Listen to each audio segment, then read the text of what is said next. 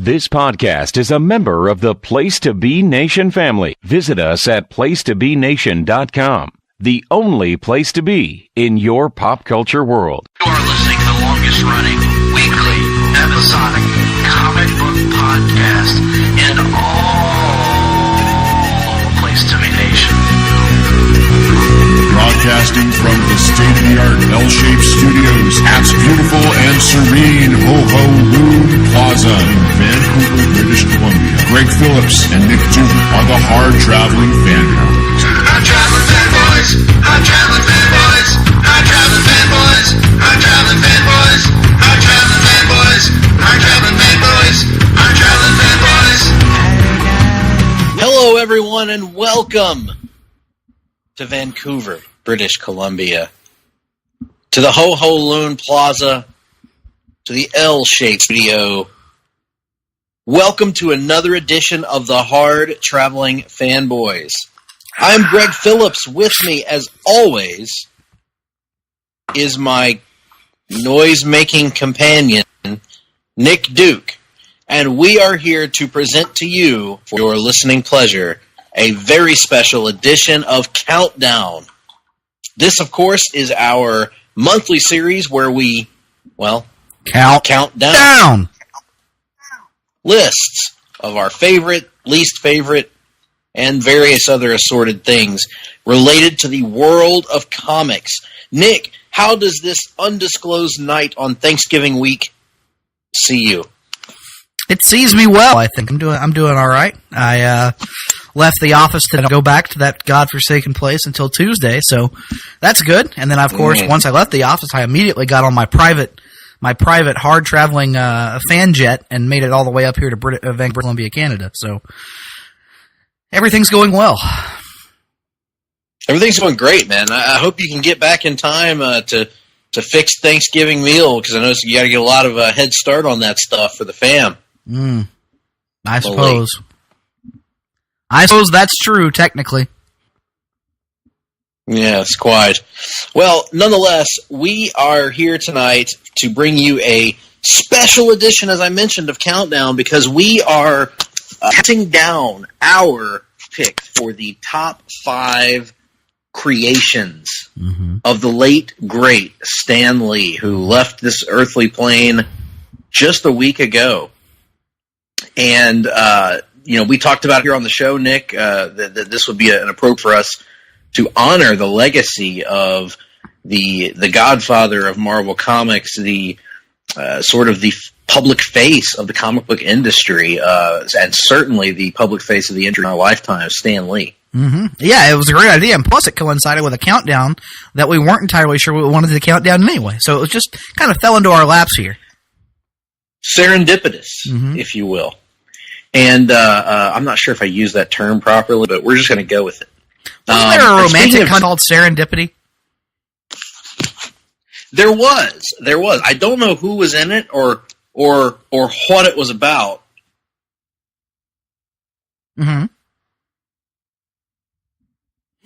Yes, quite. Oh, my. Well, what an interesting set of circumstances that was. Hello? Yes. Many, many things are happening here in the Hard-Traveling Studio. Noises coming from various directions. Somebody forgot to let Ho-Ho Loon out to use the bathroom, apparently. Yeah, it's crazy what's going on here in the studio. My Lord, what just happened? Nick, it's hard for you to hear it on your side of the studio, being shaped like an L and everything. But nonetheless, in the spirit of just going with it, rather than riff further on the movie Serendipity, which I know nothing about. Serendipity was also the name of the Muse character in Dogma. By Muse, I don't mean Jason Mewes. I mean a literal muse sent from heaven, in the form of that actress, Greg. I've blanked on her name for a moment. I remember the singer, not Selma Hayek, but the other one that looks Selma Blair. No, she looks like Penelope Cruz. Maybe it was Selma Hayek. Maybe it was Selma Hayek, I think. I don't know. Well, yeah, and then Alanis Morissette played God in the movie. She did. Yes, that's true. We are on top of it tonight. Why is it you can look at my face but you shy away when I mention the name of God? It was Selma Hayek who played Serendip in that movie. So there you are. What a great movie. Dogma. It was, if only it were available streaming somewhere. There are all kinds of issues related to the production of that film that are not interesting or relevant to the proceedings here tonight. For once, we agree. Mm-hmm. So with all that being said, with all that rigmarole out of the way, why don't we get started on our lists, Nicholas? Well, let's do that. Why don't we get started with my choice for the number 5 greatest creation of the legendary Stan Lee? Yes. And my pick for number 5 is the Black Panther. Interesting. The king of the Wakandan African nation. I am interested to hear your rationale for this one, because as you described it to me on the phone, you were going to lean towards Stan Lee concepts that were created and kind of took off from the jump and were not developed upon by later writers. Things that were near perfection from the get-go. So I'm interested to hear your take on this. Not necessarily. That's extrapolating a bit from where I was intending to go. As I put this list together, I also realized that I wanted to, because full disclosure, Nick has much more experience reading early Marvel than I do. I've only read, I've read the early Spider-Man stories, a lot of them, and I've read some early X-Men and stuff like that. Mm-hmm. But what I also wanted to do was characters that meant a lot, characters that shifted the paradigm, Nick, in the comic book industry. And I feel like the Black Panther is one of those characters. Not an African American character, but an actual African character. And one of the I'm not confident intellectual equal to the Avengers. So much so that he eventually joins the team on various missions. He helps out the Fantastic Four, also comes into contact with them. And you may have to correct me. Did he first appear in Fantastic Four or Avengers? I believe it was Fantastic Four, and I should know that because we covered his initial appearance on Marvel Age not all that long ago. But I'm gonna say 95% sure he first appeared in the pages of Fantastic Four. But I am searching to look that up for you.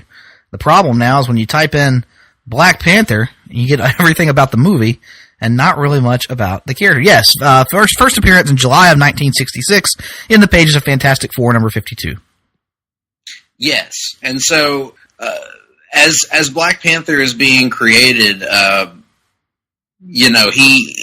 Stan Lee, obviously all the creations we're going to talk about here are not just Stan Lee creations. In the case of Black Panther, it's a Stan Lee and Jack Kirby creation, and their great, brilliant Fantastic Four run. But the reason Black Panther makes my list over some of the other more popular or famous characters before the movie came out is what he represented to an entire group of people. The first time ever young black kids could see someone that looked like them in a comic book, and standing alongside the Avengers and standing alongside the Fantastic Four and equaling them in combat, and then helping missions and being noble and powerful and fast and strong and wise and kingly. And while the Falcon would come along later and be a great African-American hero, I don't know that the Falcon was the difference maker because of some other characters that had popped up in DC and elsewhere that Black Panther was. And also even the name Black Panther, while this wasn't the intention of Stan and Jack when they named him that, the fact that it was a bold name that ended up representing a lot for a lot of people. That's the main reason that T'Challa makes my list, because I feel like if there was no Black Panther, it would have put progress back, and it also, it would have made a difference. We might be talking about, the Falcon might have been the first Black Marvel superhero, if not for Black Panther. And I think that, when you take a look culturally at what's going on in the world around us, Nick, with the Black Panther character, the world would look a lot different if not for this creation. So that's why my list, even though it doesn't fit when we initially talked about, I wanted characters that were kind of fully formed from the gate.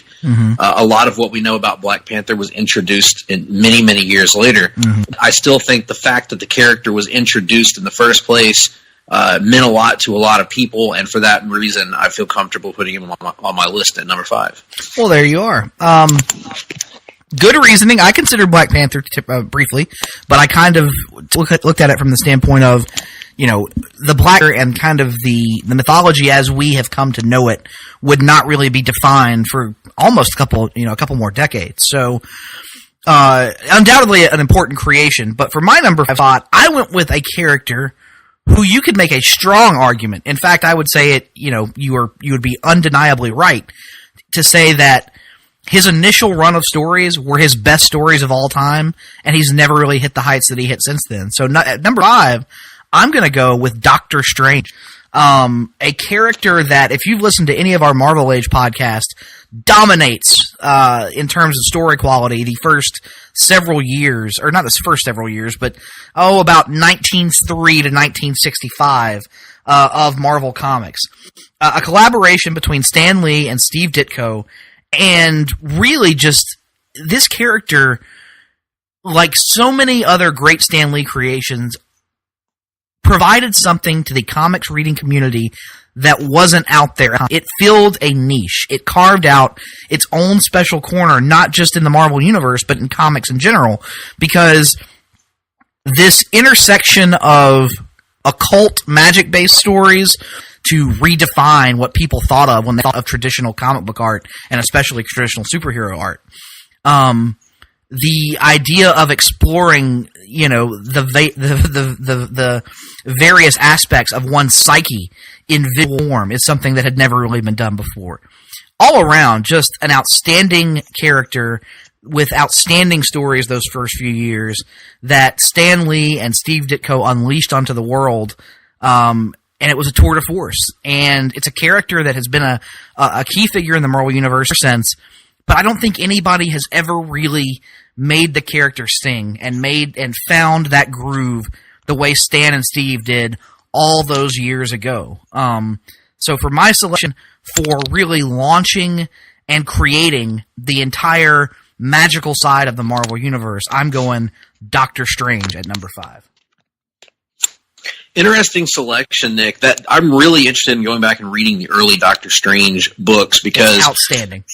Just what I've seen of Steve Ditko's art is just mind blowing. So I've been interested in going back and reading that because Doctor Strange is a character we've discussed here on the show before that has never really grabbed me at all in the comics, on the screen, anywhere. And so I'm interested to go back and read those early appearances to see just how Stan imbued this character with life and energy that I felt like he's sometimes lacking in the stories in the 90s and the 2000s that I've read. Mm-hmm. Yeah, I highly recommend those early Strange Tales. You cannot do much better than the first, like I said, about 3 years of Doctor Strange storytelling. And even once Steve Ditko departs from the character, you have some really good Marie Severin work. Basically, as long as Stan is writing the character in the pages of Strange Tales, I would highly recommend pretty much all of that. Once Stan leaves the character, it kind of, loses its way a little. Very brief now for it is the X-Men as a concept perhaps embody the idea of the outsider and the outcast better than any other creation, not just in Marvel, but history of comics. And the X-Men have been used throughout the years to tell a variety of societally influenced stories, ones that feel relevant and fresh and feel like they have something to say about the state of our world at various times. And another thing we've discussed on the Marvel Age podcast is this narrative that's out there that the X-Men didn't really become the X-Men until Giant Size X-Men number 1 in, what was that, 72, I want to say, but I'm maybe off on that. I think 74. 74, yeah, there you go. 72, something like that. The point remains, that's the narrative, but really, if you go back and look at that early Stan Lee X-Men stuff, the X-Men as societal figures is kind of there from the beginning. You have the natural Martin Luther King to Professor X and Malcolm X to Magneto comparisons that can be easily there. And early X-Men comics are actually pretty good. I know they got canceled after a while and kind of were a dormant brand for a bit, but I would argue that didn't really have much to do with the quality of the story. It was 75, perhaps actually. The comics reading community... 75, there you go. Perhaps the comics reading community just wasn't ready for that form of relevant storytelling, societally relevant storytelling, in the mid to early 60s. But the X-Men, as Stan Lee created them, that concept was strong jump. And with that, I will turn it over to you because you're a much bigger X fan than I am. Yes, and with full disclosure, I've only read maybe 2 or 3 issues of the early X-Men comics. Maybe a little bit more than that, but not much. Most of my X-Men knowledge comes from the Chris Claremont, John Byrne, and so forth era of X-Men through the 70s and 80s when they redefined the mythos and led it into my X-Men of the early 90s. But it all goes back to that linchpin, that building block that Stan Lee laid alongside Jack Kirby in the early days of the X-Men, and setting up this, like you said, Nick, the socially relevant comic books of Marvel, like where Stan was always somebody that this stuff mattered to, that racism mattered, to absolutely hate in real life, or that they don't understand in real life. But what can happen is, I know a lot of people disagree with it. I believe in the power of metaphor, and I believe in the power of literature to slowly change hearts and minds over time.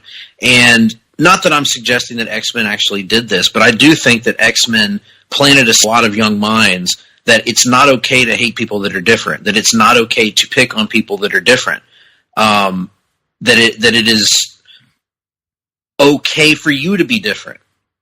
And this is stuff that I feel like was embedded in me by my culture that I absorbed when I was a kid. The X-Men was a huge part of that. And that goes back to Stan and what he wanted these characters to say and what he wanted these characters to do and to be, and to create villains that were identifiable to things that you see in real life, and they're fighting back against oppression, and they're doing it maybe not in the best way.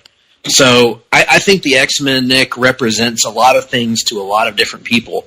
And it's just the factness about a team of mutants that was created in the early 60s says a lot, I think, about the creativity that went into them, the creative energy that was going through Marvel at this time, and through Stan in particular, and also the lasting legacy of him as not just a writer, but as a human being.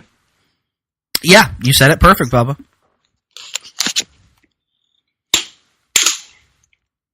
So, moving on to your number 3. Yes, I forgot that was both of our number 4. Yes. That's how countdowns work. So my number 3 that is the show we're doing. Is a character that I have not actually read that many times in book appearances. Here and there, certain things. We encountered him in the Infinity Gauntlet, which we reviewed here on the show. We encountered him in different media throughout the years, including once, memorably, as a giant diarrhea cloud. The character that is number 3 for me is none other than the Devourer of Worlds, Galactus. Interesting. And let me tell you why. Why, yes. So here's why Galactus makes my list at number 3. Even though he's a character that doesn't hold a special place in my heart, I would never name him as one of my favorite characters in comics. Kind of an afterthought for me most of the time. But here's what he represented. He represented the culmination, in my opinion, of the outside-the-box thinking about superheroics that Stan Lee and Jack Kirby enjoyed. And particularly Stan Lee in this case, I think. Galactus is a character that is not motivated by the typical things that motivated comic book villains before Galactus was created. Typically, your villain's motivation would be wealth, power, jealousy, greed, gluttony, the 7 deadly sins, any of them, basically. What's in the box? What's in the box? That would typically be your villain's motivations. You do Lex Luthor or Brainiac or the Joker or the Penguin or any of the Batman or Superman villains. You think back to even the Fantastic Four villains. I mean, their ultimate goal was jealousy or envy or something. And here along comes Galactus, whose only motivation, as it is just being. Years before Grant Morrison would would do his weird dark side is thing that Tom King has taken on to a new level. Pretty much that's what they were doing with Galactus without using that line. They were just basically saying Galactus is. He's not bad. He's not good. He's just this demigod that he doesn't eat your planet because he doesn't like humans, because he hates human beings and thinks they're beneath him. He's eating the planet because he has to survive. It's just what he does. I think there's something incredibly fascinating about that. The idea of a true force of nature. When you explore that beyond we've used the term to describe characters like Doomsday, but Doomsday is not just a force of nature, he's also a force of evil and destruction. Galactus is a force of nature in that he's literally... there's nothing you can do about him, unless you have the ultimate nullifier, I guess. But there's very little you can do about him, and he is not doing this malignant. Let me rephrase maliciously. Maliciously, thank you. You're welcome. Not malignantly or benignly. But he is just doing this stuff, basically. And I'm just fascinated by that. And I think that I would introduce the idea that he opened the door to creators to think in a different way about how they created comic book villains. That you could be as creative as you needed to be. Or if you're Brian Knobs, you'd be as nasty as you want to be.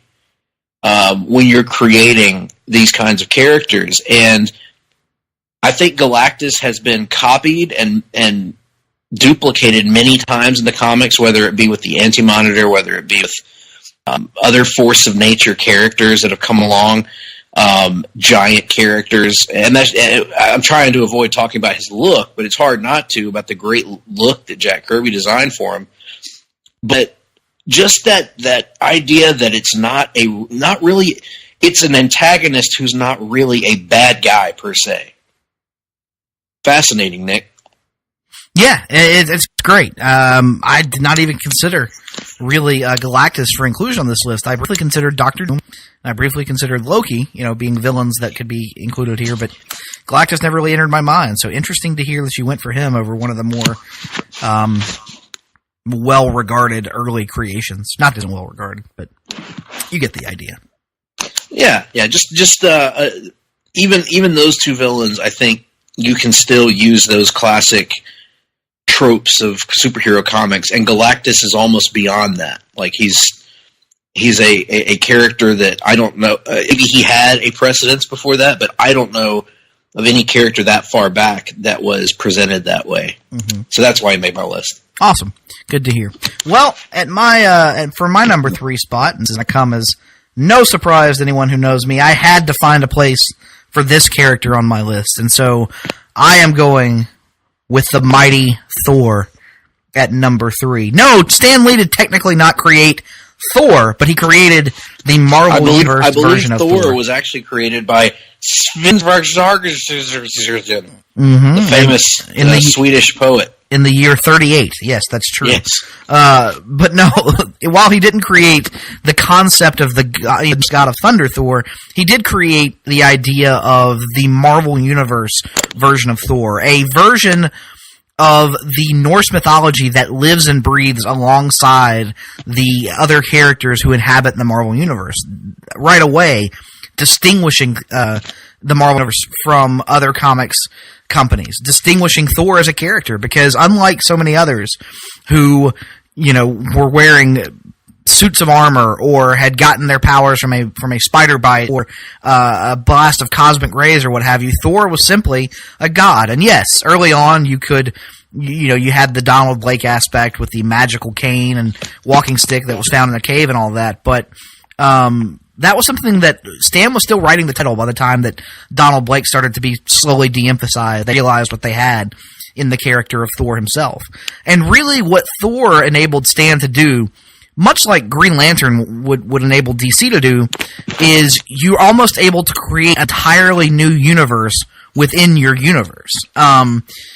The Thor mythology is so expansive, and you can do so many different things with it, whether it's exploring the 9, which would later become 10 realms, or digging into the complex genealogy and family tree of the Norse gods, whether it's confronting the prophecy of Ragnarok, or whether it's just showing why and how a god, a literal god who lives for eons and will live for eons still after the earth is gone, comes to love and care about human beings and the planet Earth. And in its quietest moments and in its worst moments as well. The character of Thor it's so versatile. You're able to do so many different things with it. You can tell any type of superhero story. You can go, epic and cosmic. You can go small and personal. You can tell a good old-fashioned, Battle for New York kind of story that the Marvel Universe popularized so well in the 60s.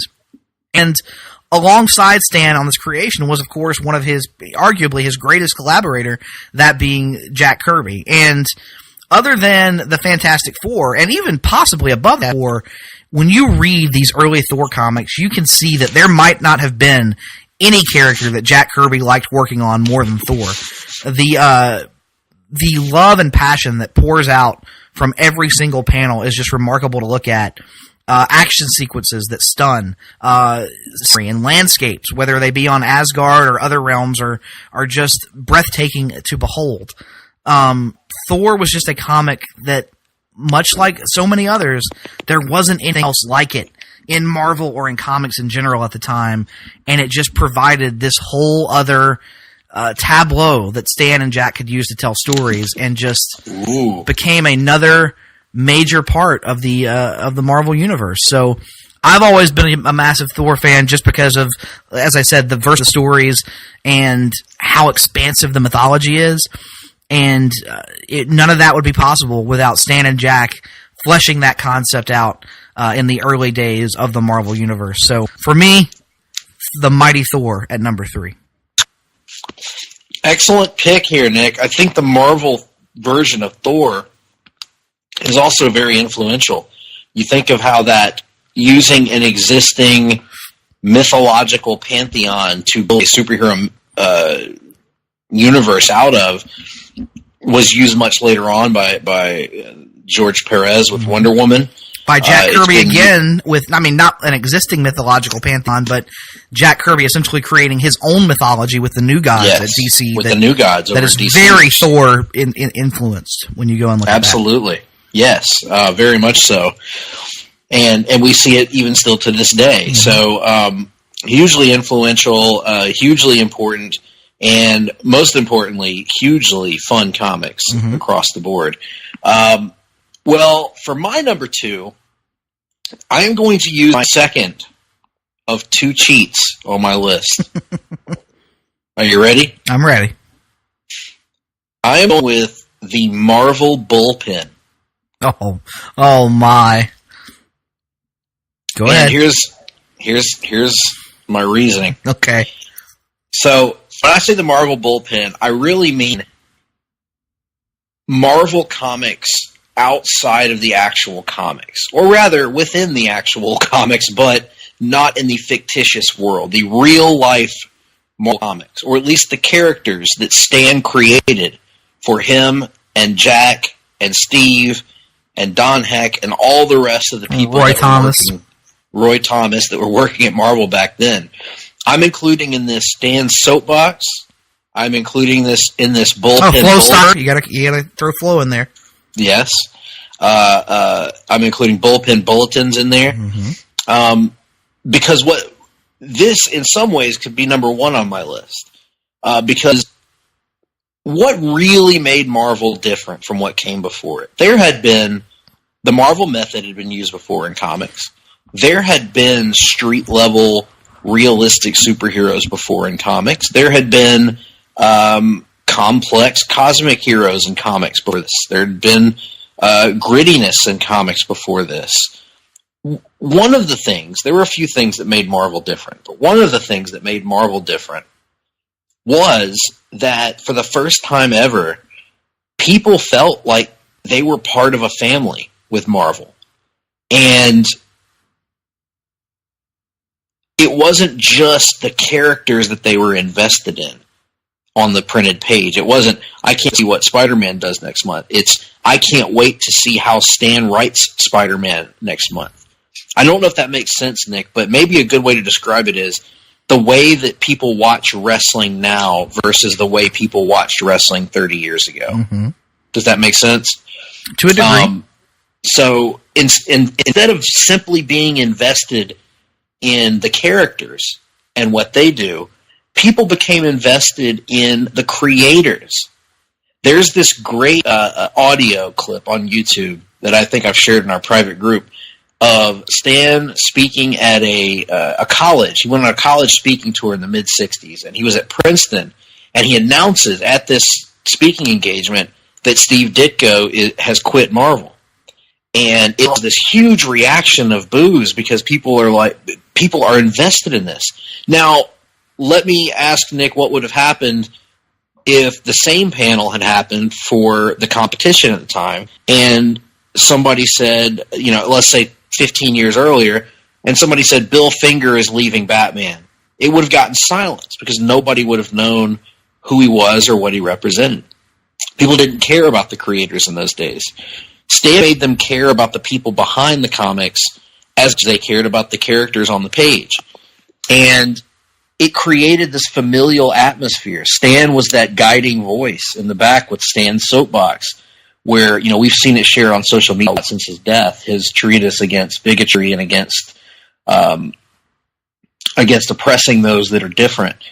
And he had such a respect among the readership because of this character that he created for himself, that he parlayed in great success outside of comics, that it helped create a community, a true, we bemoan the modern comics community a lot, Nick, on this show, but the bottom line is there would be no comics community at all, I don't think, if not for what Stan and Jack did at Marvel to foster it, because they created this culture of fandom that really crosses the line into family, into feeling like you're invested in what happens with Marvel, that it's not just we're presenting you a product and you will react to it. It's we're all in this together. And if you don't like it, then we've got to figure out why that is, and we're going to get to the bottom of it. It was a more direct connection with the audience than had ever been seen before in comics, and I would argue that has probably ever been seen since. Because I don't even think that today it's never been your comic book creators to get in touch with the fans. But because of the nature of social media, it feels like it's turned into this combative thing rather than what it was back then, which was sitting at a dinner table and talking shop before the direct comics market was really a thing. It was a place where you could feel like you belonged, like the sci-fi magazines of the era and things like that. And so I think in a lot of ways it's like it is almost like if something like that could exist for wrestling. There really isn't, but it's a place where you've crossed the line in that era of Marvel from being in kayfabe to going behind the curtain and seeing the performers behind the characters. And so I think that this was a huge step up. I think creating this cast of characters and stuff changed the medium forever because it became a creators-driven medium as opposed to a characters-driven medium for the most part. And, you think back to Neil Adams and Denny O'Neil and Frank Miller and all these larger-than-life personalities that are creators that we know.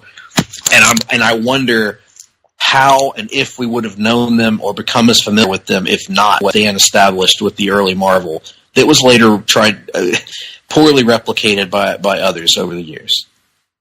Absolutely. Yeah, great pick. It's an unconventional pick, though. I like your attempt to innovate and bring something to the list that was unexpected. But I would argue that we wouldn't be sitting here talking about any of this if you don't go back to probably the most convincing pick that could possibly appear on one of our lists. And whether you have an appreciation for modern interpretations of the concept and the characters or not, the Marvel Universe, as we know, would not exist without going all the way back to November of 1961 and the creation of the Fantastic Four, who are the number 2 entry on my list. Oh. The concept of the superhero familial unit. Yes, you could argue there had been attempts to use that in other comics prior to this, most notably Challengers of the Unknown. Challengers of the Unknown, and I would argue the Marvel family over in the page of the Fawcett of that time that featured Captain Marvel, Yes. which, by the way, is his only true name. He should only ever be referred to as that. But I digress. But here you have a family that isn't just related to one another, but they have squabbles, they have issues, they have problems with one another, they fight, they bicker like an actual real-life family. And most importantly, over that decade of Marvel stories, they grow. The characters legitimately change over that decade. When we are first introduced to them, we have Reed and Sue, who are very clearly in some sort of romantic relationship alongside Reed's best friend, Ben Grimm. And who's kind of an asshole, by the way, Ben Grimm. Very much an asshole, especially in those early comics. That's one thing we discovered on Marvel Age is the ever blue-eyed thing that we all know today was not really a thing the first couple of years of Fantastic Four. He was very prickly. He was a something of a misanthrope and a little difficult to like, but slowly, over time, he changed.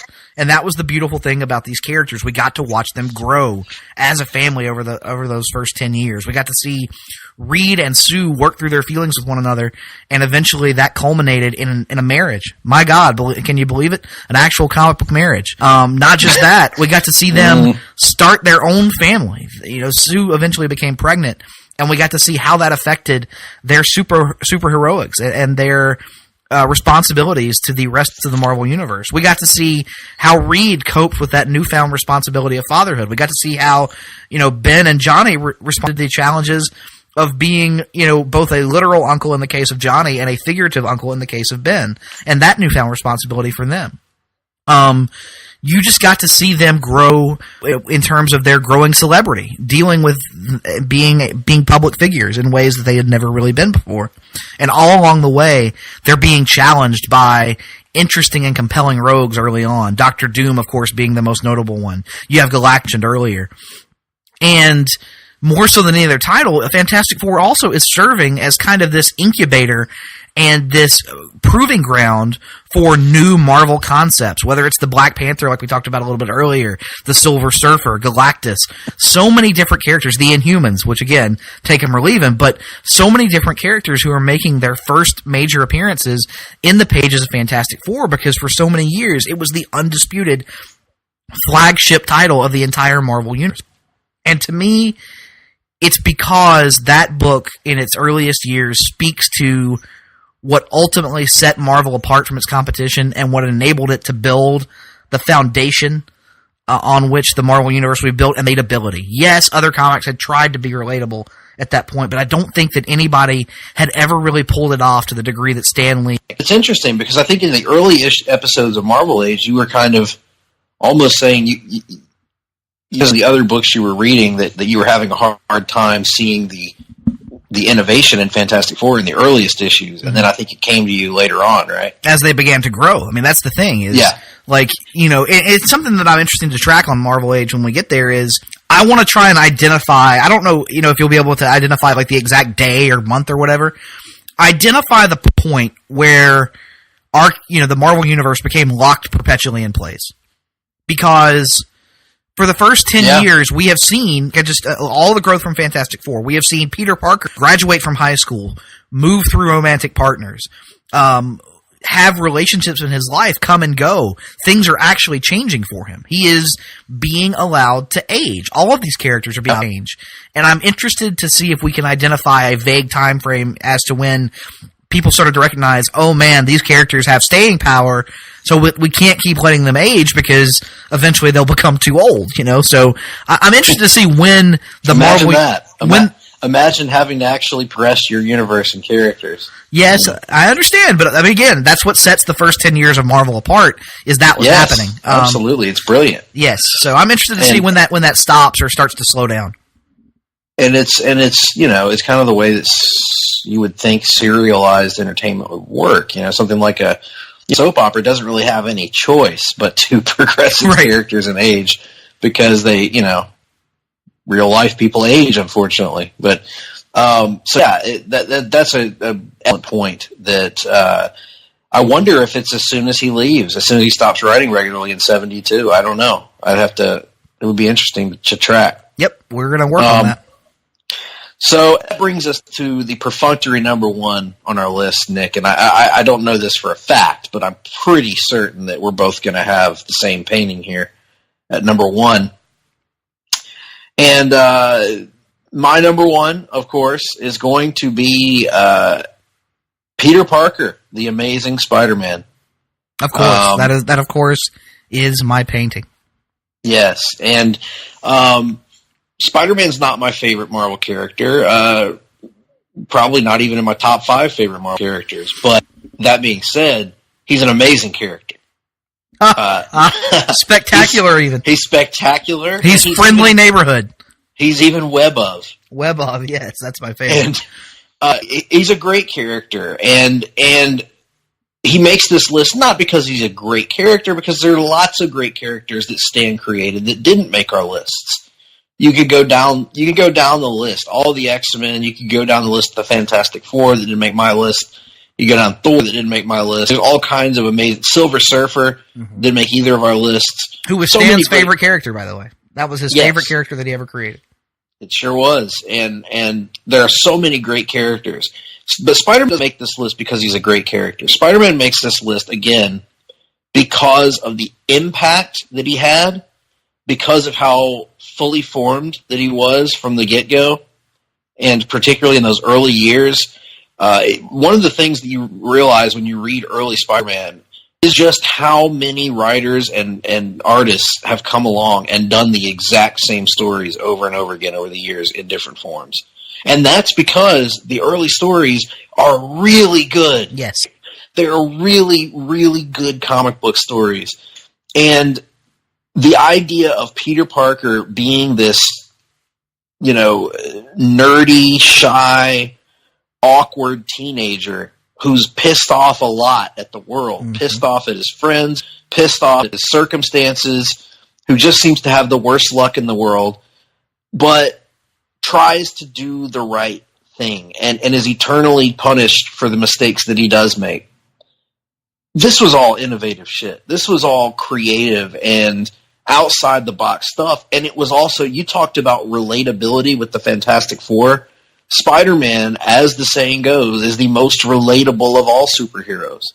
Because most people, not all, but most people, particularly in those days, most people that read comics have a lot in common with Peter Parker before he gets bitten by the radioactive spider.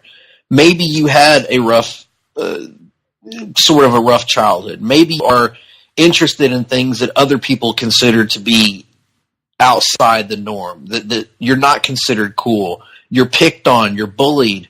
You don't have any luck with in the world of romance. You have all this stuff going against you. And here's a character in a comic book who's just like you, but he has these amazing powers, and you can live vicariously through him the way that Peter Parker, in some ways, lives vicariously through Spider-Man.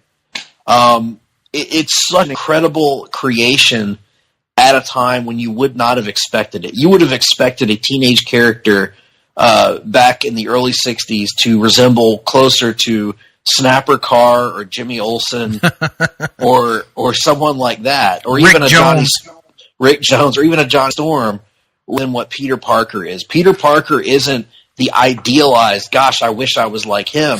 Peter Parker is he is me, and that could be me if I had superpowers. And so it is this ultimate vicarious fantasy for the reader that inspired a generation and further generations of superhero creations in the 70s, 80s, 90s, on through today. People still draw on Spider-Man and the archetype created by Spider-Man when they're making new characters trying to relate to the youth of today.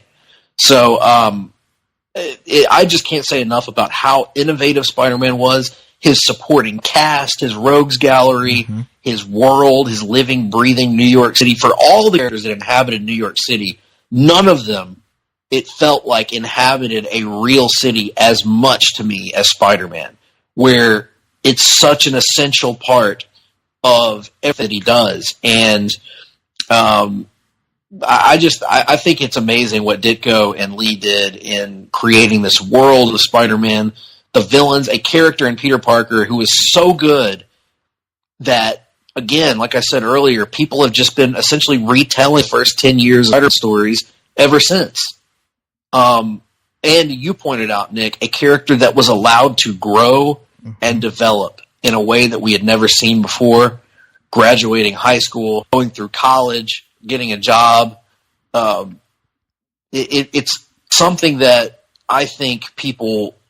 I think there's still an audience for characters like that and for stories like that. And maybe outside of stuff like Invincible, you don't really get to see anymore in terms of super. Awesome stuff.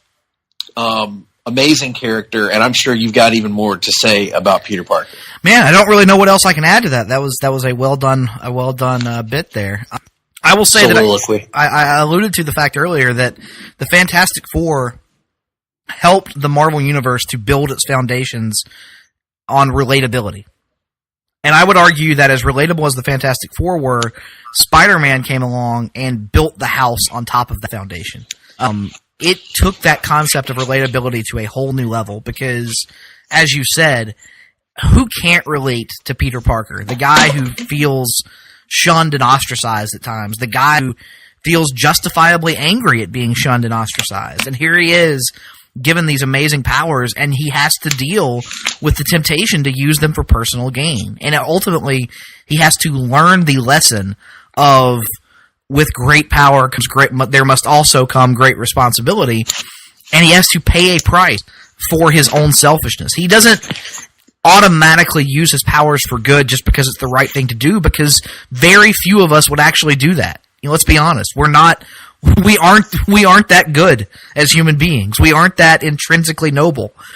But we can all learn from life experiences, and we can become better than we were. And I think that is the magic of the character of Peter Parker, and especially that origin.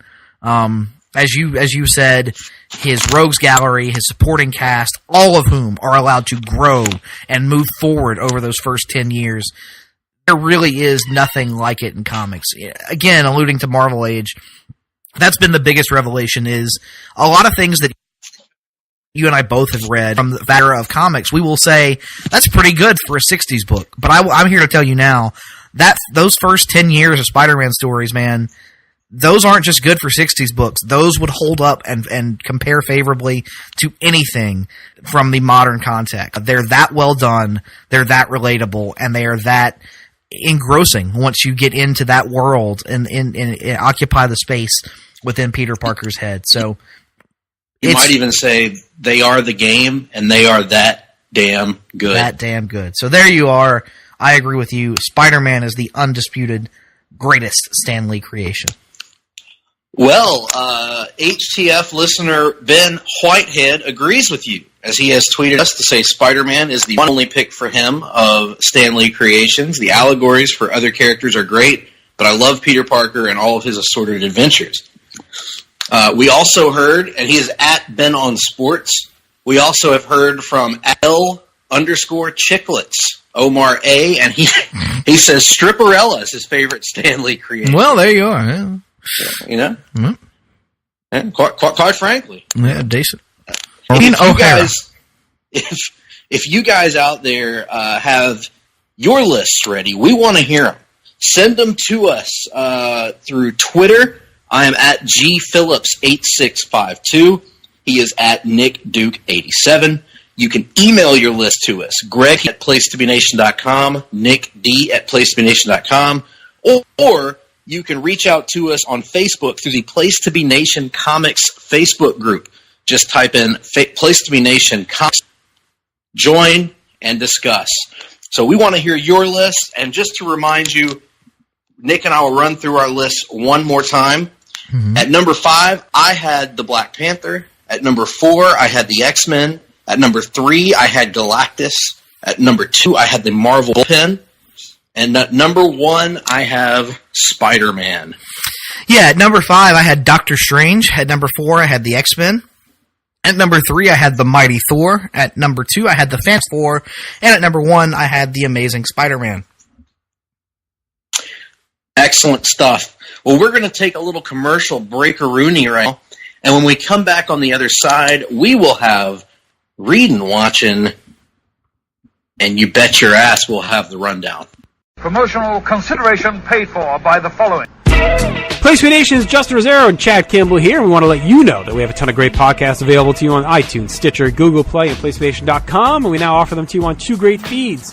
On the PlayStation Wrestling feed, we bring you the Mothership, the Place to Be podcast, Main Event, Survey Says, Wrestling Warzone, a Monday Night Wars podcast retrospective, No Holds Barred, Jeff Learns Wrestling, and our monthly pay-per-view reaction shows. On top of that, we're also dipping into the vault, re-releasing the entire catalog of where the big boys play for your enjoyment.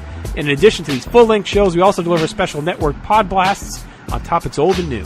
The Place to Be Nation Pop feed is loaded with great content, offering such tremendous shows covering the land of pop culture, such as Geek and Sassy, Talkin' Pop, the Glenn Butler Podcast Hour Spectacular, Sunday Groove, PTB in Play, Freak Out Drive-In, Songs with Friends, Looking Forward, Looking Back, and Lucha Undead, as well as a veritable podcast heaven for comics fans with the Hard-Traveling Fanboys, Sellers Points, Conversation Comics, DC Post-Crisis Management, Marvel Age, and Marvel Age Masterclass, plus weekly pod blasts that cover the gamut of comic topics. The feed is also filled with insightful sports content, including the NBA team, This Week in the NFL, and more. And you can find all these current shows, plus archives of our past podcasts, including The Kevin Kelly Show, as well by subscribing to both feeds on iTunes. And while there, be sure to rate and leave feedback as well.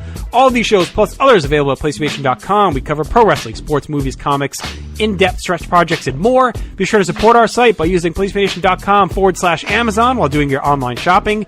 And download our free PTB Vintage Vault Refresh ebooks via the links on our site. We also want to thank our friends at Boneheads Wing Bar, ProWrestlingOnly.com, and TheHistoryOfWrestling.com. Be sure to follow us on Facebook, Twitter, Instagram, and Tumblr as well. PlayStation.com, the only place to be in your pop culture world.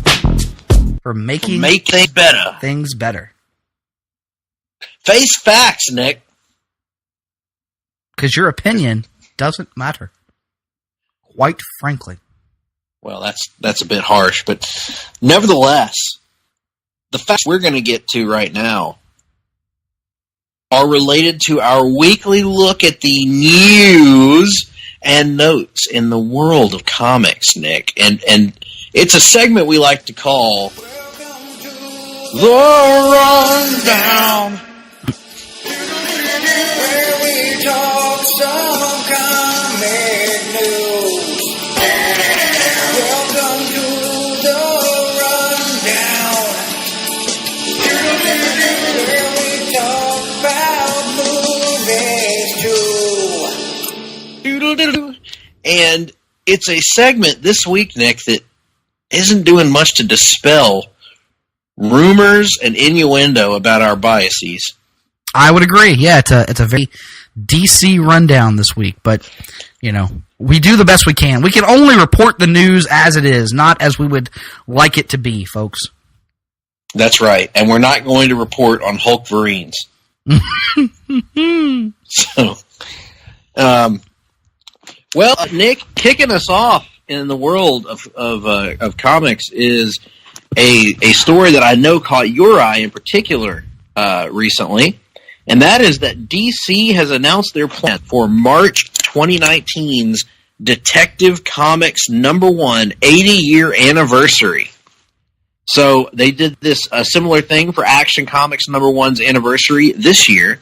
Next year, it will include 2 books, Detective Comics #1000 and Detective Comics 80 Years of Batman, the Deluxe Edition.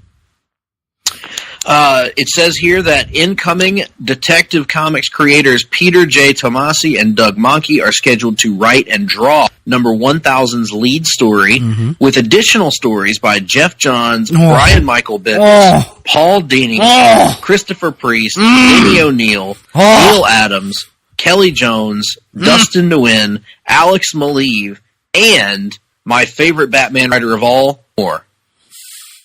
Vince McMahon watching Stacy Keibler dance on the table gif. The issue is scheduled to run 96 pages, which would put it on some graphic novels we've seen. Listen. Listen. As excited as you and Russell and so many others in our comics community were, and I was as well, to a lesser extent, as excited as you guys were about Action Comics 1000, because of your massive love of the character of Superman, I am just as, if not more so, excited about this. I mean, Detective Comics 1000, a celebration of all things Batman, and then you combine it with that list of characters. Like, I am going to go to the stands and buy a Batman book that is written, at least in part, by Pete Tomasi, Jeff Johns, Paul Dini, and Brian Michael Bendis. There is nothing more for me in this world than that. And the thing is, much like Action, I am expecting that we will get more creator reveals as we draw closer to this. There are some big ones still out there. I don't know if they will, but if they could get Greg Rucka to do something, that would be amazing. Of course, there's the unicorn idea of getting Brubaker to do something. So many different ideas, so many different possibilities for collaborations, but just... And interesting that Frank Miller's not listed as of now. That's true. But just this early list, I mean... hard to imagine putting together a better who's who of comic book writers tackle the Dark Knight. Detective Comics 1000. I am pumped for this. And I am even actually probably going to wind up buying that 80 Years of Detective Comics companion book. I was about to get to that. The companion, Detective Comics 80 Years of Batman, is hardcover, overseen by former DC publisher and writer Paul Levitz, that will include several rare and unpublished comic shorts from Batman's history, including a Levitt and Dennis Cowan story and the original layouts from Detective Comics number 200 by Lou Sayer Schwartz. And it says Bob Kane, but Lou Sayer Schwartz was a ghost artist for Bob Kane, so it's probably just his original layouts. And it will include essays by Detective Comics and Batman by Cory Doctorow, Neil Gaiman, Glenn David Gold, Denny O'Neil, former San Diego Police Chief Shelley Zimmerman, and pulp history Anthony Tollin. This is awesome. Yeah, I'm all in for this. I mean, I can't freaking wait. This is gonna be awesome. Yeah, it's gonna be great. What a list of creators. Of course, my boy Christopher Priest will be in there writing Batman, which is something he's always wanted to do on an extended basis. Denny O'Neil and Neil Adams reuniting. How great is that? Yes. Yeah, just so much. And if you have any questions about how great it is, just ask Neil Adams. He'll tell you all about it. He'll tell you in no uncertain terms. But that's not the Batman Comics news that we've gotten this week, Nick. We got a new update that I'm sure is extremely important to you. Yes. And to you. I know you're excited about this as well. Oh, I've never been as excited about any comic book announcement we covered on the show, I don't think. Certainly this is in the running. So, Batman writer Tom King, he of the 100-issue long plus Batman run that is being plotted out as we speak, has stated that he is off of Batman in February for number 64 and 65. However, he says the reason that he is not writing them is due to an outside secret television project, but that he will be returning right back to the title in March 2019. Josh Williamson, I guess, is writing Batman for that month. It's a two-part Flash crossover story. Something of a sequel to Button, from what I understand. And I believe it's going to be like last time. It's going to be a 4-part story that'll be 2 issues of Flash and 2 issues of Batman. And so Tom King had to write this television thing that he's not talking about yet, and it kind of just lined up that Josh Williamson could naturally step in, write tire Batman Flash over, and it just kind of naturally fell that way on the calendar. And don't worry, folks, if you're worried that Tom King's epic run might be cut short, he made it clear. He said he's doing 103 Batman issues because that's 100 of his own issues. Does this push the run back to 105? I think so. The story will still end at 100. This will just give me more issues, he says, for Yoda / emotional wrap-up stuff. Which will now occupy its entire own trade at the end. So that's It can get its own trade just for the coda/emotional epilogue. Mm-hmm.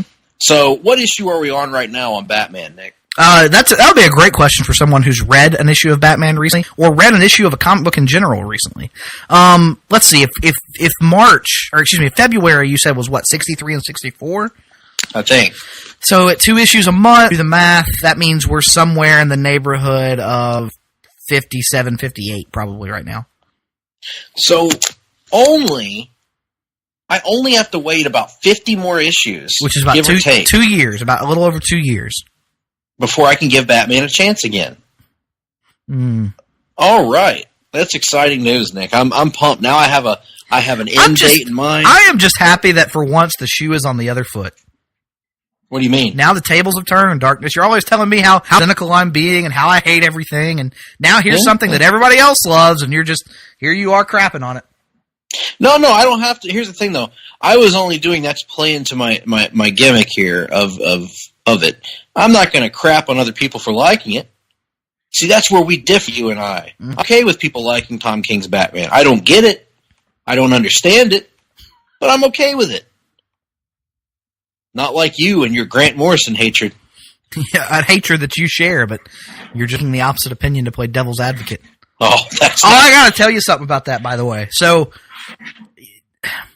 you and I share one thing we share in common. Despite my claims of hating everyone and wanting to just everybody to leave me alone. Sometimes I'm for my own good, and I don't know how to say no to people. So, the other day, I'm standing in line at the comic shop, and the guy pulls out my pull list from behind the counter, and he hands it to me, and I'm looking at it, and I might have 10 books, and I go, oh no, there's 11 here. What's going on here? And I leaf through them. I'm like, oh no, there's clearly been some sort of misunderstanding here. And I looked at the guy, and I thought about saying something, but he's always posting about the financial troubles the shop is having on Facebook. And I was like, all right, do I tell him I don't want this $5 comic book, or do I just bite the bullet and clear up the misunderstanding next time? So, against my better judgment, I am in possession of a copy of The Green Lantern #1 from Grant Morrison and Lee Sharp. I knew you'd get it. I just knew. I didn't want it. I honestly didn't. I felt like a bad person telling him I didn't want it, and so I just bought it. Yep. Well, now you know how I feel every time I buy a Tom King Batman issue. And I'm like, well, I guess it was on my pull. I should buy it. Then I took it off my pull. But no, this wasn't on my pull. There was some sort of misunderstanding because Green Lanterns is on my pull, and Hal Jordan and the Green Lantern Corps was on my pull. Right. But I don't want this. I don't want this crap. Well, we'll see. I'm going to read it. Now you have. I'm going to read it, then I'm going to come on here and I'm going to shit on it. I already know I am, so we'll see. Much like Klondike Bill, you're going to come on something and shit on it. That's right. But that was a bit naughty even for me. Anyway, I got nothing to I'm sure people love it. It's great and all that. Maybe it'll read great in trade. And to your point that you said earlier, Nick, I could just buy the 4 or 5 deluxe Omnibuy collections when they come out and read it as one story, the way it's intended. The way it's intended, yes, that is accurate. So I'm. We will see. We have another couple of years of this to get through. What's going? Greg? Why don't you just let it play out and see where it goes? Good point. I'll tell you what. I'll do that with Tom King's Batman if you do it with Grant Morrison's Lantern. Larry David. Hey, speaking of things that actually we are both misanthropic about. We've got our new Lex Luthor. No, you tried to defend this. I don't want to hear it. No, absolutely not. Absolutely not. No, sir. No. Listen, I was coming into it with no. Go ahead. Go ahead and tell the people what the story is, and then we'll get into this. But no, I will not take your. I'm being misanthropic about it. Bullshit. Well, Supergirl has finally cast its Lex Luthor. And it's somebody that actually has an on-screen Luthor appearance before, although Lex. You see, John Cryer, the former co-star of 2.5 Men, the co-star of Pretty in Pink, also portrayed Lex Luthor's nephew, Lenny Luthor, in Superman 4, The Quest for Peace. Oh, my God. Well, he is going to be playing Lex Luthor on Supergirl. And Greg defended it. Greg defended it. You say defended. You say defended. How did I defend it? Please use my exact words. Here's what I said. I'm not going to read your exact words. I don't need to exactly quote you. Besides, you would just make up a quote anyway. When you're a fake news journalist, a former fake news journalist anyway. After all, but that's neither here nor there. When this news was announced, me being me, I hate most things, and my God, did I hate this. First of all, I don't even really like Pretty in Pink, so let that be what it is. That's 2.5 Men, and those are the only two things I've ever seen this jackass in. But even beyond that, it's a larger, seemingly conceptual issue. Now, yes, it's possible that they could have said, we want this ultra-serious, menacing version of Lex, and we're going to go out and get John Cryer to play it, because nobody will see it coming. Maybe that's what's happening. Maybe I should be giving them more benefit of the doubt than I am. But what it signifies to me is that they're going to go with the campy, over-the-top comedic version of Lex. As a result, it is already, regardless of who you cast, something that I am predisposed to hate. Then you add in the fact that I think John Cryer is generally a shitty actor and bad at his job, and I called it, and I stand by it, by the way. I called it a Chris Klein-level casting decision on the part of the Arrowverse. Yes. You said... No. Cryer has had good roles. Bad an actor and has had good roles. And then you quickly revised it to good role. Yes. And I said, unfortunately, it probably means more goofy Lex. Rosenbaum would have been a neat way to go. After further research, perhaps Cryer's only good role was Pretty in Pink. My point is, this is atrocious. Like... Yes. Even if you're gonna do the comedic version of Lex, like I feel like there are numerous other actors, or even a no name that you could have gone out and gotten that would have been better than freaking John Cryer. Because like even Gene Hackman, let's go to Gene Hackman. I think we would both agree, right? It's a generally comedic portrayal of the character. Yes, sure. But at least physically, he like doesn't look like he could be snapped in two at any given moment.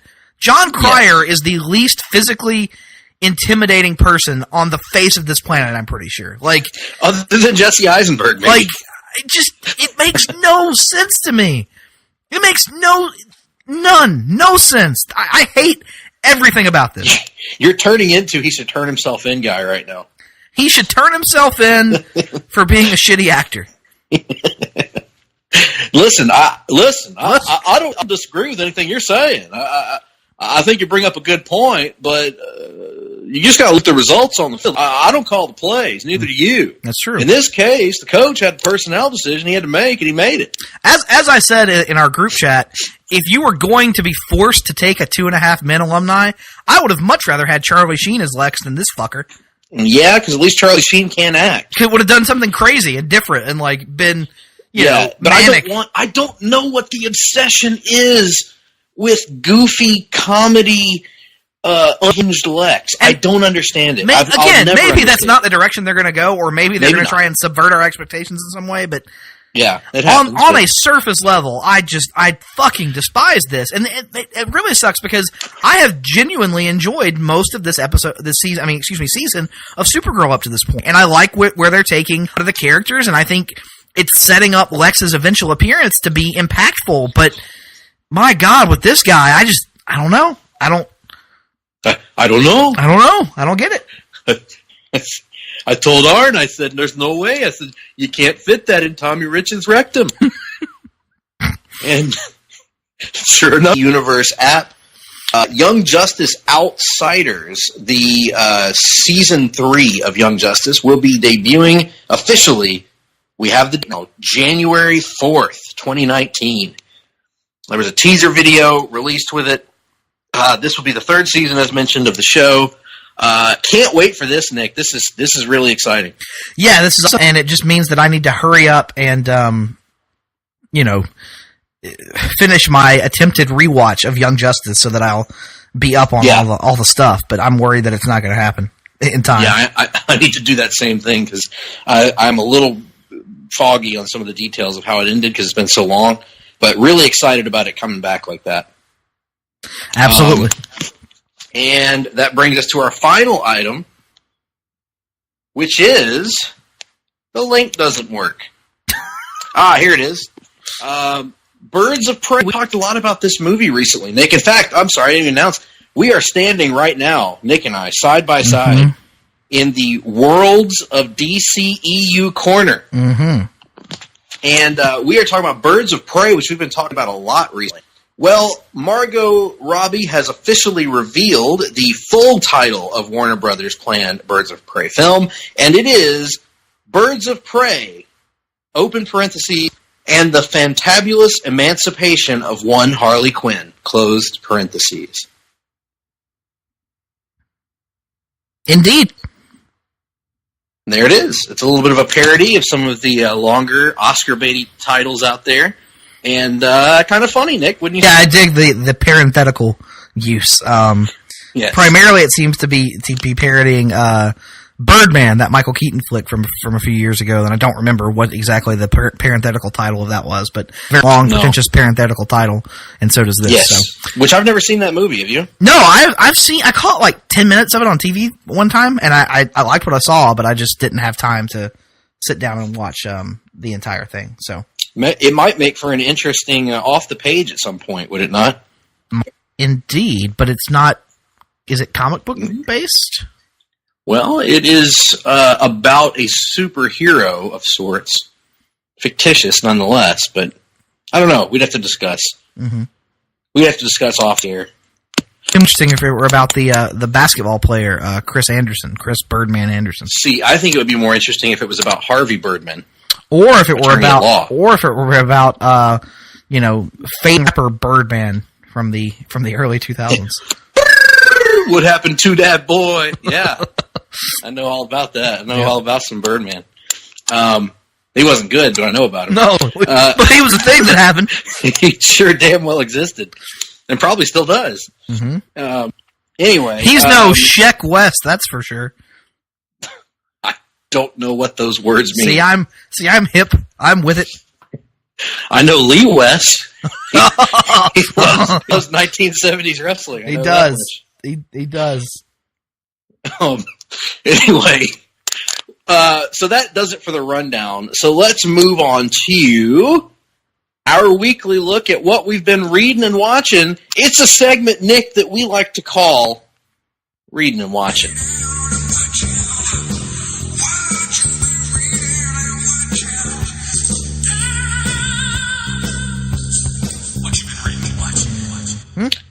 So, Nick, what you been reading? Nothing. I have been reading something. Oh, look at you. For once. I have read, finally, after it's been in my possession for some time now, I have read Doomsday Clock. Cock. /Cock. Number 7. I finished this by Jeff Johns and Gary Frank. Nick, have you read it yet? No.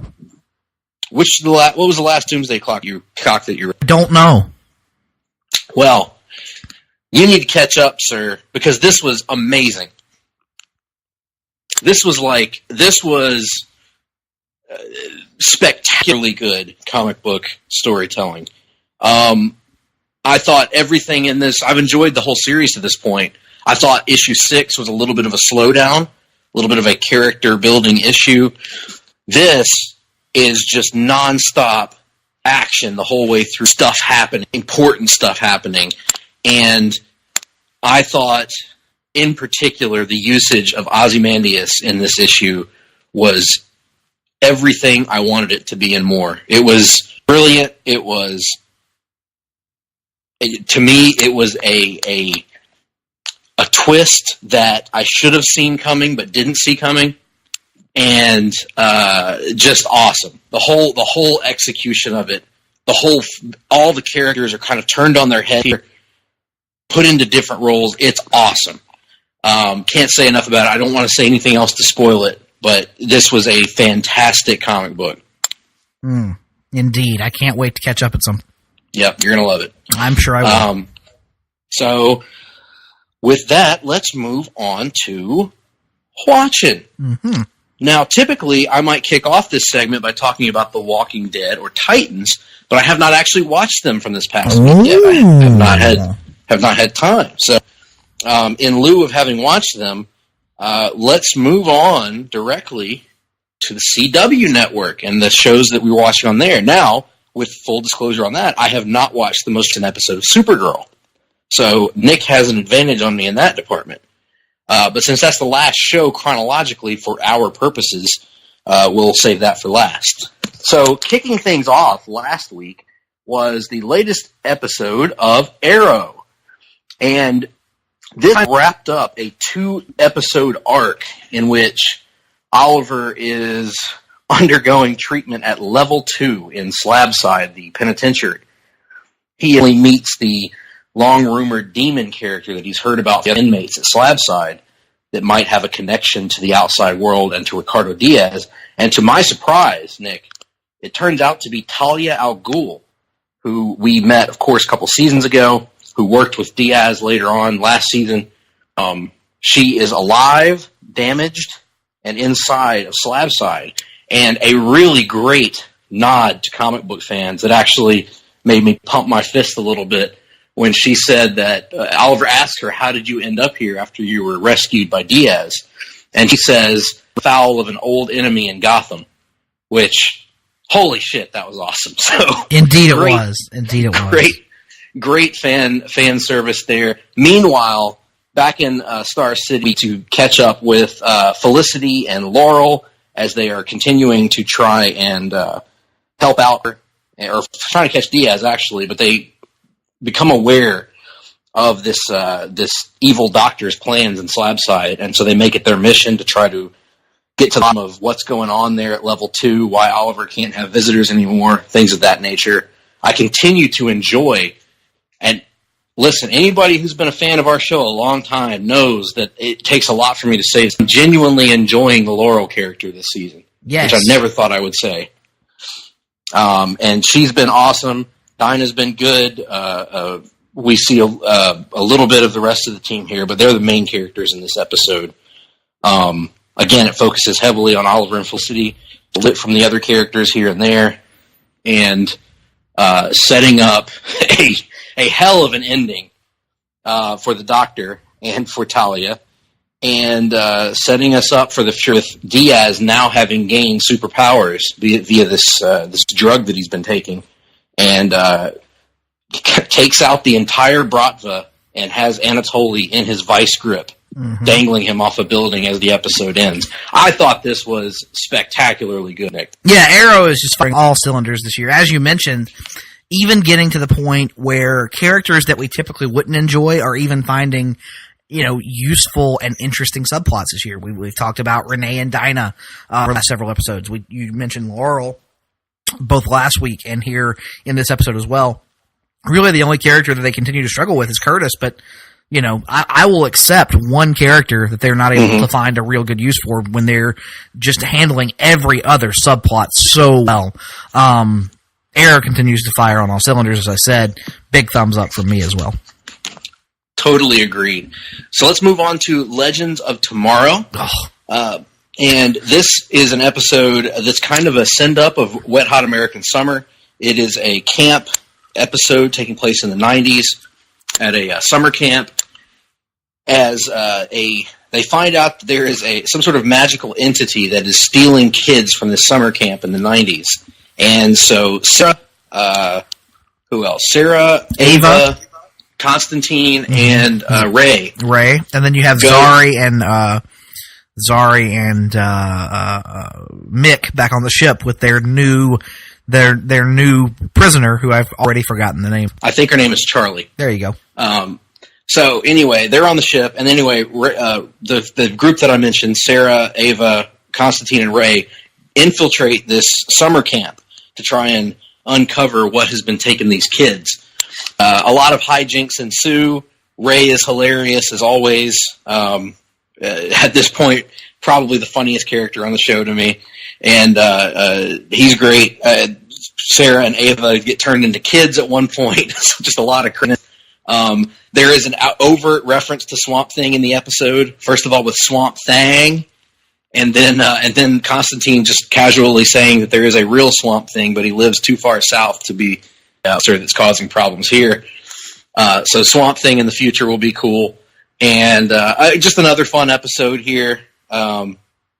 The stuff on the ship was interesting. Seeing Mick be the one to actually bond with someone, which very rarely happens. Mm-hmm. So yeah, just another fun episode. A little step back to me, not as good as some of the prior episodes, but still pretty good. Yeah, I would agree that it probably wasn't as good as the last couple, but this was another episode where, as I was watching it, I just marveled at how Legends of Tomorrow. I mean, like, I had this thought that Arrow, well, the show has gone through different eras, you know?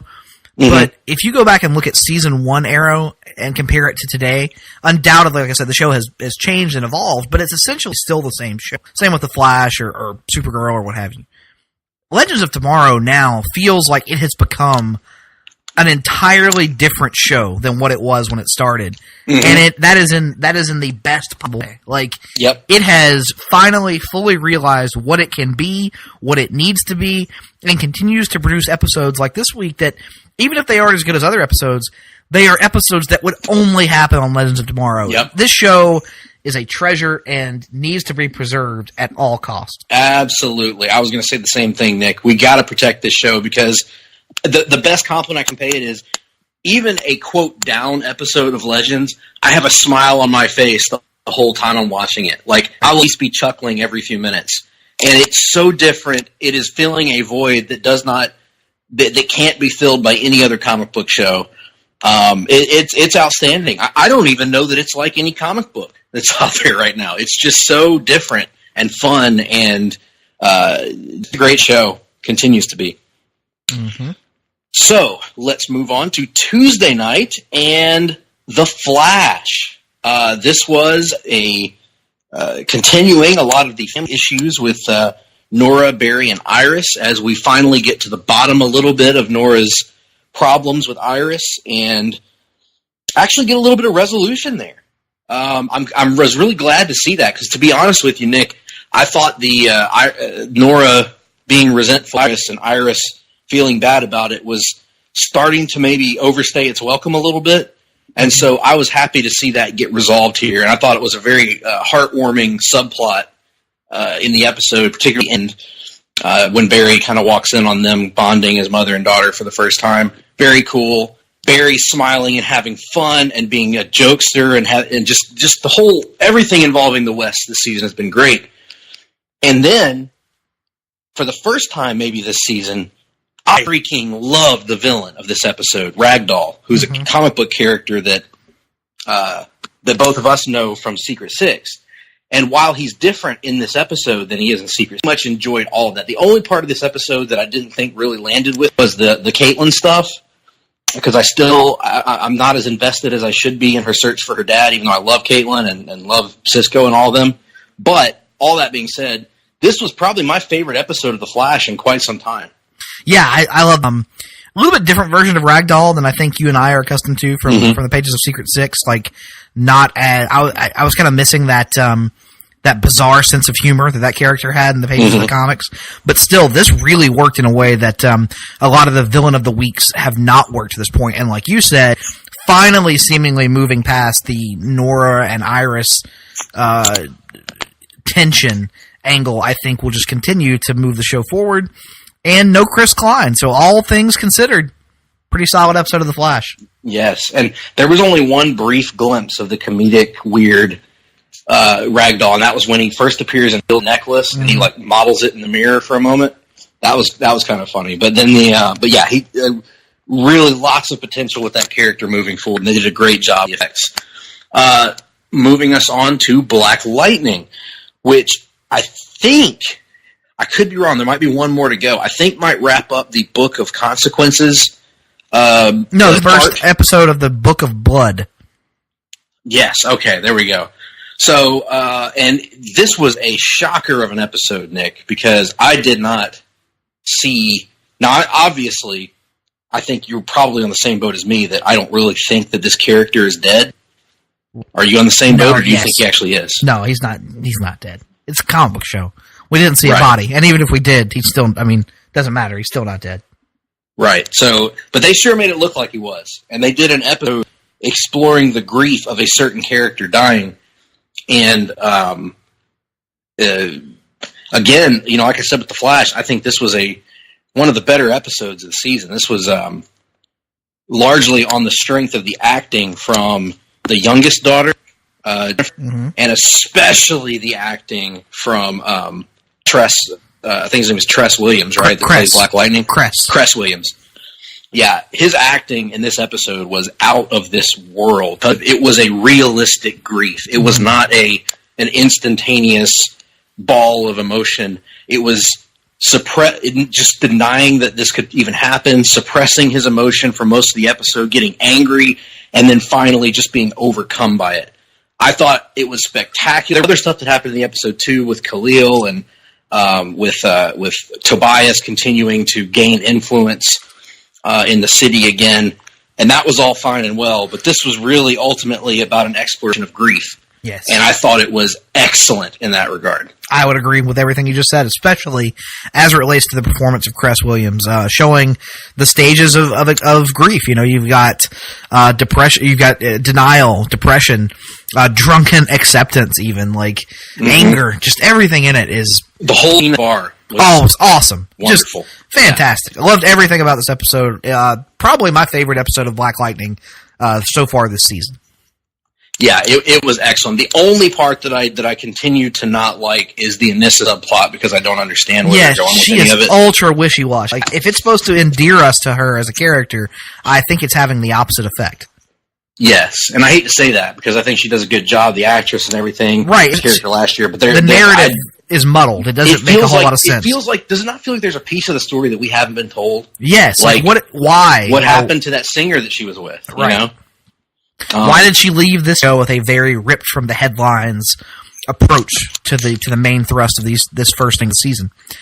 And I would say that this episode does more to advance the nuance of what they're trying to do than any episode previous. You kind of have James Olsen, who is beginning to realize that just telling these people that they are definitively wrong and denouncing them is not the way to go. You can't, if you shout someone down, that is only going to make them hold their opinion that much stronger. And so you have James Olsen, who is trying to find a different way to appeal to them, set against the Lena Luthor and Kara approach of they're just wrong, just tell them they're wrong.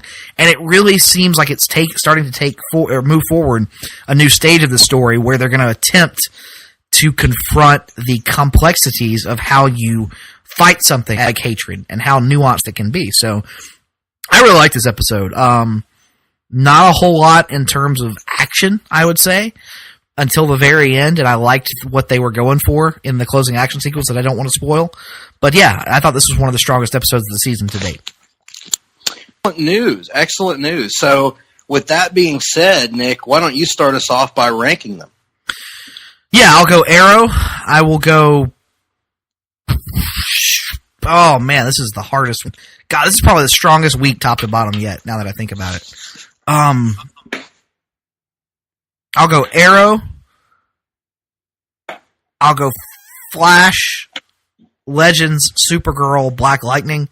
But, I mean, any of these episodes, if you put them in an week, would finish number 2 behind Arrow. You know what I mean? In any given week. I mean, to me anyway, strongest week of CW television of the season. I might tend to agree. So I will go Arrow at number 1. And I will go... This is a harder one. I will go Black Lightning at 2. I will go Flash at 3. And I will go Legends at 4. Again, no knock on any of them. They were all fantastic this week. Well, that, I guess, about wraps that up, Nick, unless you've been playing something. No, I've got no playing. One thing we have been playing, though. What's that? Fantasy football. We have. We haven't done this in a while. Nick. Yeah, we haven't updated people. Listen, I have no issues talking about the current state of the fantasy football landscape, quite frankly. Well, right now, the current state of the fantasy football landscape is that Nick Duke. Is that you are looking up at my white alabaster keister. Nick Duke is sitting atop the league in number 1 at 9-2. Mm-hmm. And in number 2, surging from the bottom of the pack all the way to number 2 with a 5-game winning streak. Longest winning streak in the league, by the way, is the Prestige the team captained by me, Greg Phillips. So, Nick, I'm coming for you. Well, come on. And behind us is a bunch of other people. I don't fear you in the. I have no fear. Well, wouldn't it be poetic irony? I don't even know if that's a thing, but I'm going to say it anyway. Wouldn't it be poetic irony, Nick, if you were undone by the very quarterback who you traded away earlier this season? But you have to remember, Greg, that move was it wasn't a move for the present. It was a move for the future. I am setting up the Hilton Hulkamaniacs to be a dominant force in the foosball league for years to come. Forces in the foosball league for years to come. Did you see who's number 3 now? No. Inexplicably, Matt Elison's chief belief has crept up to number 3 after his 450 trades. Well, he's got it going. He's got it going now. He's using, let's see here, I'm looking at how many of those players used to be on my roster. 1, 2, just two. That's shocking to me, but there you are. According to my notes here on the application, Matt Elison has made 39 transactions this season. I've made a lot of transactions for me anyway this year. More transactions than I typically do. I think I'm at like 11 or 12. Yeah, something like that. Yeah, and I'm at 26. Right. So there you are. I'm sure people are thrilled by this, but yeah, I guess that about wraps it up for this week. Yeah. But look at the clock. Oh yeah, I forgot about that. That's right. Yeah, there's roughly a minute on the clock. Our clocks don't keep exact time here. The wrestling 5 minutes last week. Right. Well, this week we're going to get right back into it with the wrestling minute, roughly. Nick, wrestling minute, what's going on? Survivor Series and the NXT War Games. As great as War Games were, I feel like Survivor Series is the more newsworthy thing. So we'll go there. Man, that Charlotte and Ronda thing, huh? Oh, what a hell of a match. Really, the last 2 matches at Survivor Series, it says a lot about them because as great as War Games was as a show, TakeOver, it was an outstanding show. Better matches probably top to bottom. But all that I could think about on Monday was the last 2 matches of the Survivor Series, Ronda and Charlotte, and then Brock and Bryan, which I thought was a classic as well. And what's great about this year is, we're wrapping up November. We're getting ready for pay-per-view before the Royal Rumble really kicks off the road to WrestleMania. And I gotta be honest with you, it feels like this year, more so than any other in recent memory, I have no idea what the WrestleMania card is going to look like. Yes. I couldn't tell you. I still think they're going to do Ronda and Becky at WrestleMania, but outside of that, I have no clue what the rest of that card looks like.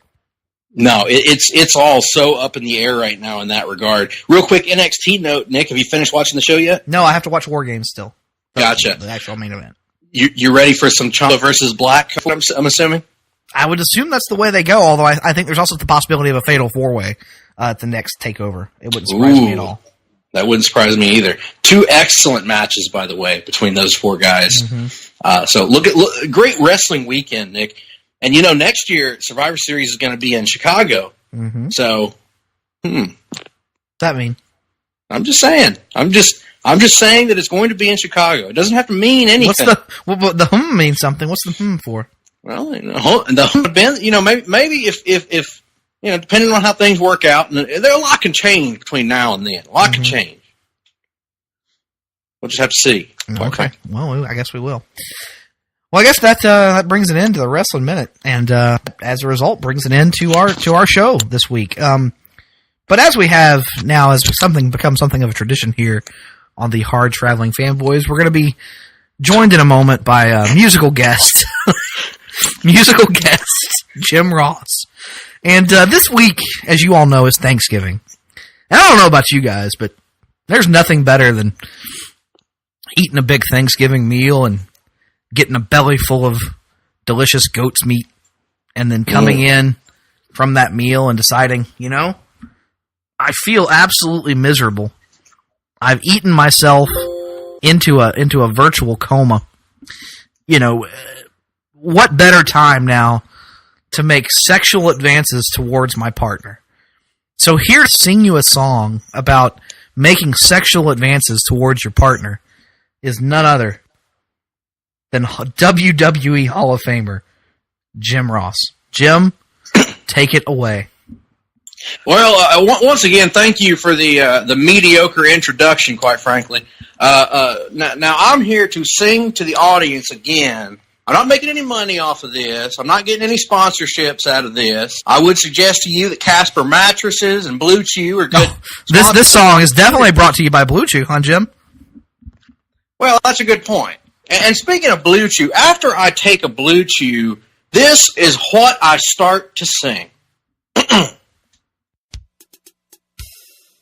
You know, when I start making love, I don't just make love, I be stroking. That's what I be doing, huh? I be stroking. Well, I stroke it to the east, and I stroke it to the west.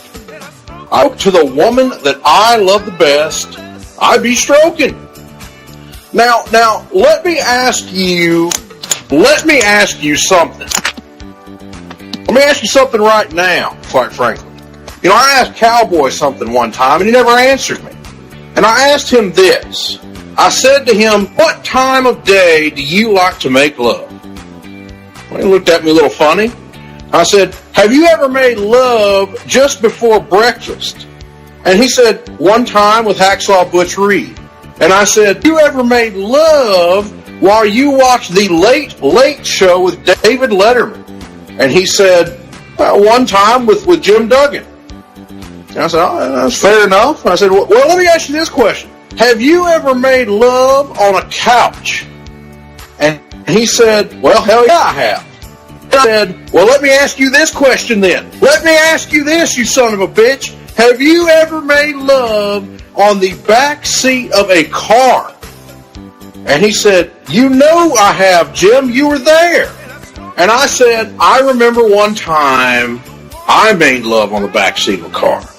There was a Casper mattress sprawled out in the back seat of a 1978 Plymouth.